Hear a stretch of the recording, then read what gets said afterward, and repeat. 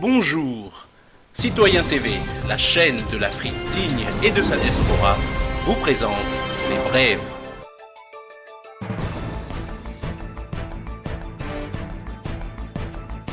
Au sommaire, diaspora, message de la patriote Audrey Nguessan, RDC, diplomatie parlementaire, Sénégal, question du mandat présidentiel, Burkina Faso, Égypte et terrorisme, les titres de l'actualité en Syrie et pour finir, Guinée équatoriale.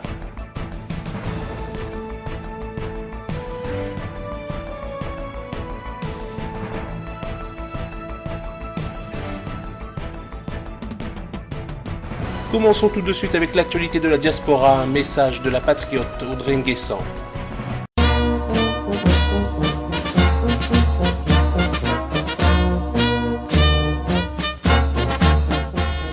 Le 7 août est l'anniversaire de l'indépendance de la Côte d'Ivoire, notre cher pays.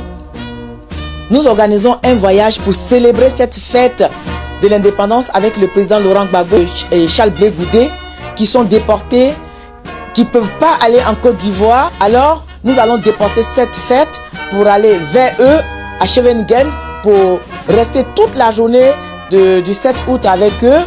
Et il faut que la fête soit belle pour leur montrer que nous sommes avec eux, pour dire au président Laurent Gbagbo que c'est lui que son peuple reconnaît, c'est lui que son peuple a choisi et que nous devons être avec lui pour lui montrer que nous sommes là, nous l'aimons et que c'est lui le président de la Côte d'Ivoire. Alors, j'invite tous les panafricains, tous les patriotes à venir massivement à cette fête. Départ le jeudi 6 août à 23h à la gare du Nord et le retour, bien évidemment, le 7 août 2015. Merci.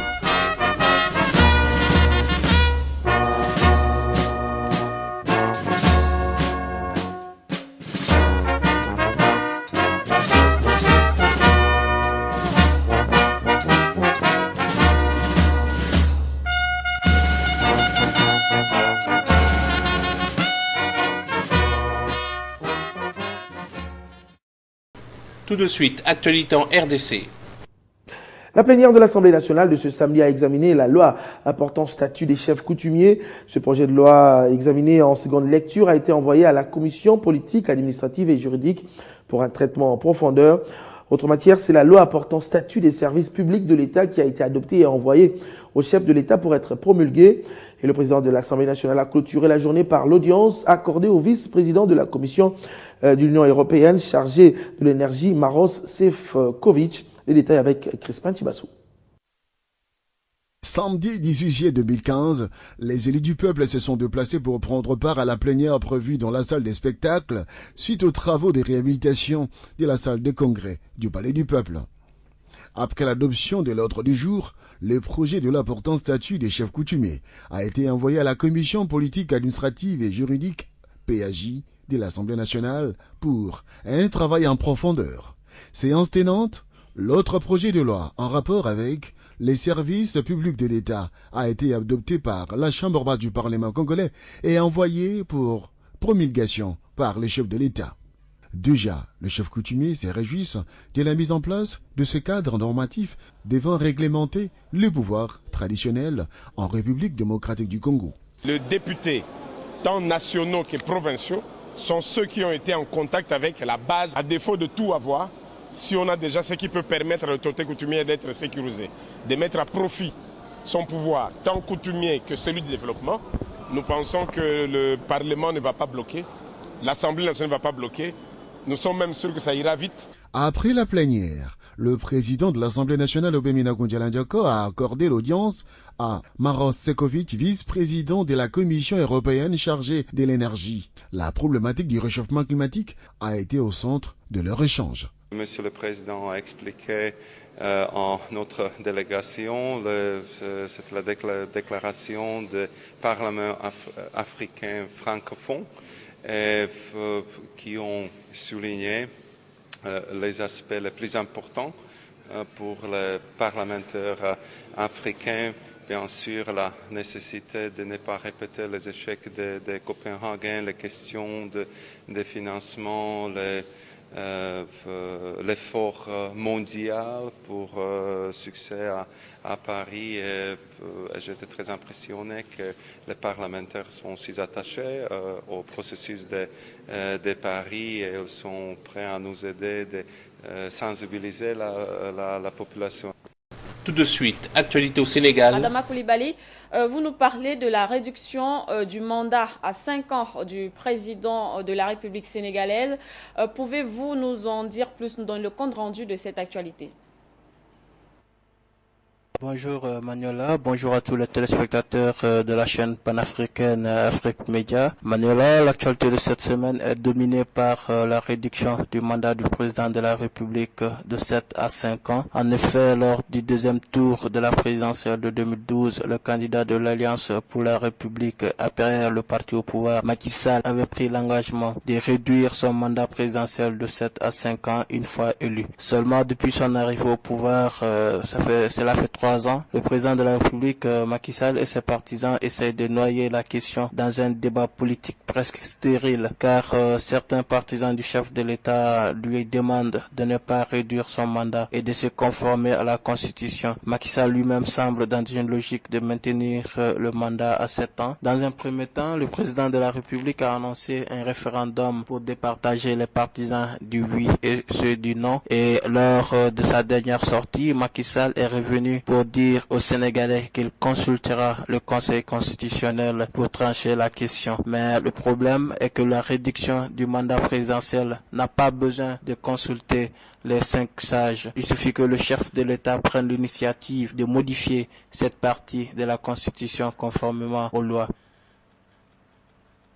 Ce virement à 180 degrés du chef de l'État Macky Sall n'a pas laissé indifférents certains observateurs. Lors d'une émission de débat sur une télévision sénégalaise, l'ancien ministre des Finances au temps des socialistes, Moussa Touré, pense que le débat sur la réduction du mandat de Macky Sall n'est pas sérieux. D'ailleurs, il estime que le président Sall joue la montre et cherche à gagner du temps. Ce qui irrite le plus l'ancien président de la commission de l'UEMOA, c'est le fait que dans un pays comme le Sénégal, qu'on ne connaisse toujours pas la date de la prochaine présidentielle. À son avis, Macky Sall aime tourner les Sénégalais en bourrique, ce qui, d'après lui, relève du comique. C'est quand même sidérant. On ne sait pas quand aura lieu la présidentielle, regrette-t-il. Cependant, il suggère au président Macky Sall de choisir la voie parlementaire pour régler définitivement la question. Pour sa part, le président du mouvement politique alternative générationnelle AG Jotna, Moussa Diop, qui est un des alliés du pouvoir, indique qu'il n'est pas question de faire du wak-waket sur la promesse de réduire le mandat présidentiel. Ce dernier a invité tous les proches de Macky Sall à prendre de la hauteur pour être des hommes d'État au service du pays et non d'un parti. Tout en indiquant qu'il est foncièrement contre le reniement, il a invité Macky Sall à tenir sa promesse. Du côté du Parti socialiste, c'est la jeunesse qui est montée au créneau pour demander à Macky Sall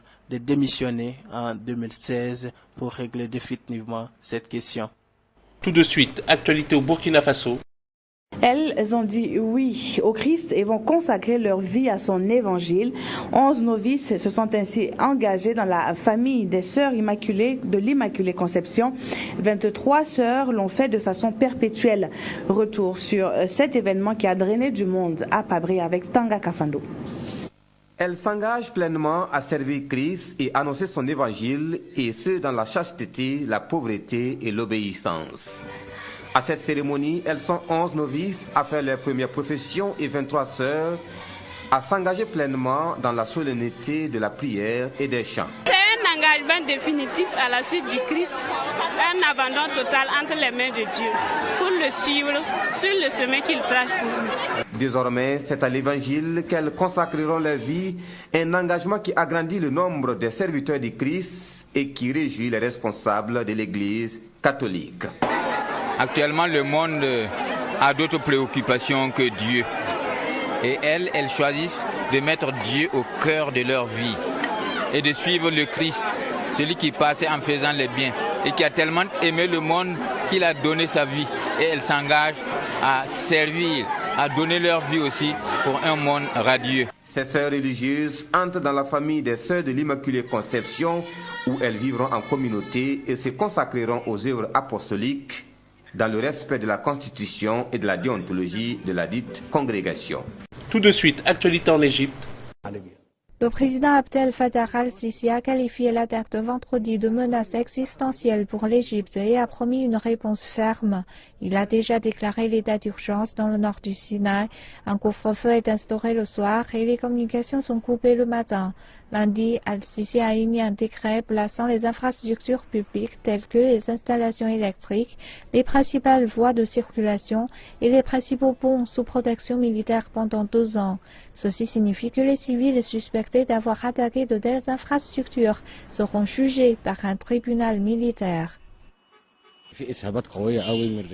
Il y a eu une forte participation pendant la dernière période de la part des experts de la Constitution et il y avait parmi eux l'opinion semi-unanime que pendant cette période devait s'appliquer la loi militaire en raison des attaques terroristes auxquelles fait face la région. Mais les tribunaux civils peuvent conduire au même résultat. Tout ce dont nous avons besoin, c'est de procès rapides, mais l'administration affirme ne pas en être capable. Donc nous n'en avons pas besoin, c'est une période exceptionnelle. Au moins 5000 soldats ont été déployés dans le Sinaï. Les habitants de la région ont indiqué sur les réseaux sociaux entendre des frappes aériennes nuit et jour. À Al-Sheikh Zowed, où l'attaque s'est produite, les islamistes ne peuvent plus créer de points de contrôle. Il n'y a plus de signe de vie dans le Sinaï. Les habitants respectent le couvre-feu pour aider l'armée. Les familles ont peur, car les attaques peuvent désormais se produire près de leur maison ou dans leur rue. Cela a des répercussions psychologiques négatives sur les citoyens. Les seules images disponibles de l'attaque de vendredi sont les suivantes. Des responsables rendant visite aux blessés dans des hôpitaux du Caire. L'armée a restreint l'an dernier l'accès au Sinaï après la chute du président Mohamed Morsi qui a déclenché une insurrection dans la région. Ce sont plus de 400 000 personnes qui sont concernées par cet état d'urgence qui doit durer au moins 3 mois. Tout de suite, actualité en Syrie. L'armée de l'air élimine grand nombre de terroristes dans des frappes aériennes visant leur cache à Idlib. 11 soldats de l'armée algérienne, dont un officier, trouvent la mort dans la région de Ain Jandal, à l'ouest de la capitale Alger. Après 116 jours, l'agression saoudienne ne réalise au Yémen que la tuerie et la destruction. Et pour finir, Guinée équatoriale. Le nouvel Eldorado pétrolier de l'Afrique centrale fait converger tous les regards vers lui. Du développement rapide de nombreuses infrastructures jusqu'à l'organisation réussie de la Coupe d'Afrique des Nations, en passant par l'accueil des sommets de l'Union africaine, la Guinée équatoriale donne une belle leçon de progrès aux pays africains. Dirigé par son Excellence Teodoro Obiang-Nguema, le pays travaille depuis toujours pour ses fils et ses filles, faites de la même matière que le panafricaniste Kwame Nkrumah, le regretté Muammar Kadhafi, ce leader a su faire de son pays l'incarnation d'un nouveau modèle de développement africain. L'union faisant la force, le président équato-guinéen donne la priorité à la coopération interafricaine, mais aussi à l'éducation de la prospérité et à la mise en place du processus démocratique en accord avec notre contexte, nos mentalités et nos traditions. Conscient de la nécessité pour l'Afrique de prendre part au rendez-vous du donner et du recevoir et d'apporter sa contribution à la construction d'un monde où elle sera respectée, la Guinée équatoriale et son dirigeant convient les Africains à la renaissance collective.